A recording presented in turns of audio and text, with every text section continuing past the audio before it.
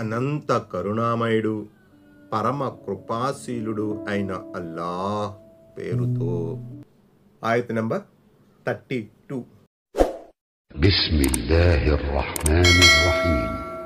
వమల్ హయాతుద్ దున్యా ఇల్లా లఇబున్ వలహు వలద్దారుల్ ఆఖిరతు ఖైరుల్ లిల్లదీన యత్తఖూన్ అఫలా తఅఖిలూన్. ఆయత్ నంబర్ 32. ప్రాపంచిక జీవితం ఆట తమాషా తప్ప మరేమీ కాదు. అయితే భయభక్తుల కలవారి కోసం పరలోక నిలయం ఎంతో మేలైనది. ఏమిటి, మీరు బొత్తిగా బుద్ధిని ఉపయోగించరా? ఆయత్ నంబర్ 33. قد نعلم إنه ليحزنك الذي يقولون فإنهم لا يكذبونك ولكن الظالمين بآيات الله يجحدون. ఆయత్ నంబర్ 33. ఓ ప్రవక్త, వాళ్ళు అనే మాటలు నిన్ను దుఃఖానికి గురి చేస్తున్నాయన్న సంగతి మాకు బాగా తెలుసు.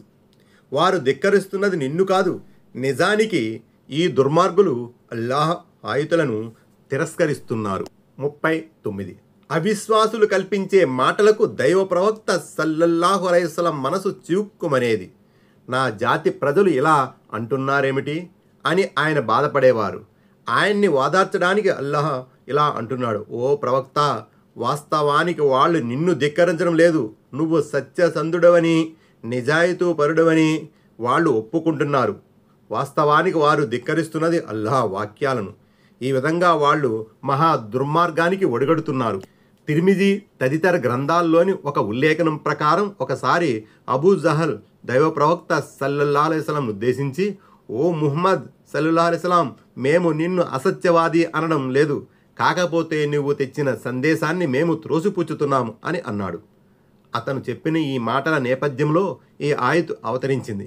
తిర్మిజీలోని ఈ ఉల్లేఖనం ప్రామాణికత రీత్యా బలహీనమైనదే అయినప్పటికీ ఇతర ప్రామాణిక ఉల్లేఖనాల ప్రకారం మక్కాలోని అవిశ్వాసులు దైవ ప్రవక్త సల్లల్లాహు అలైహి వసల్లంను విశ్వసనీయమైన వ్యక్తిగా, నిజాయితీ తత్పరత కలవానిగా నమ్మేవారు. అయినప్పటికీ వాళ్ళు ఆయన సల్లల్లాహు అలైహి వసల్లం దైవ దౌత్యాన్ని ఒప్పుకోలేదు. నేటికి చాలామంది మహానుభావులు మహాప్రవక్త సల్లల్లాహు అలైహి వసల్లం వారి గుణగణాలను, సత్ప్రవర్తనను, సత్యసంధతను గురించి తన్మయత్వంతో వర్ణిస్తారు. తేనెలొలికే పదజాలంతో ఉపన్యాసాలు ఇస్తారు. కానీ దైవ ప్రవక్త సల్లల్లాహు అలైహి వసల్లం అనుసరణ దగ్గరకు వచ్చేసరికి నీళ్లు నములుతారు. ప్రవక్త సల్లల్లాహు అలైహి వసల్లం వారి పలుకులుండగా ఫిఖాకు, ఇమాముల అభిప్రాయాలకు పెద్దపీట వేస్తారు. తాము పోషించే ఈ పాత్రకు అర్థం ఏమిటో వాళ్ళు స్వయంగా ఆలోచించాలి. ఆయత్ నంబర్ 34. ولقد كذبت رسل من قبلك فصبروا على ما كذبوا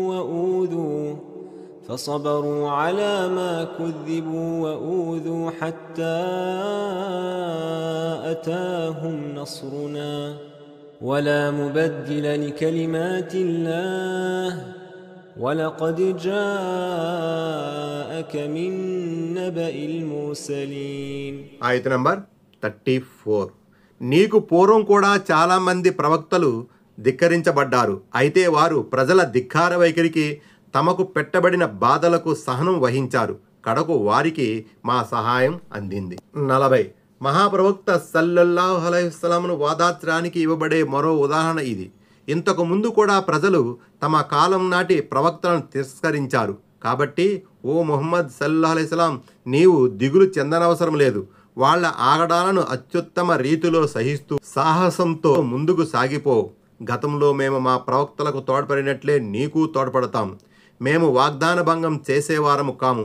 నిశ్చయముగా మేము మా ప్రవక్తలకు, విశ్వాసులకు సహాయపడతాము అని వాగ్దానం చేసి ఉన్నాం. అల్-ముమిన్ 51.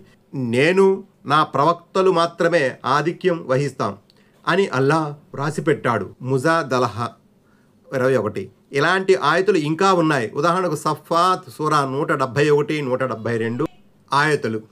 అల్లాహ్ వాక్కులను మార్చేవాడు ఎవడూ లేడు.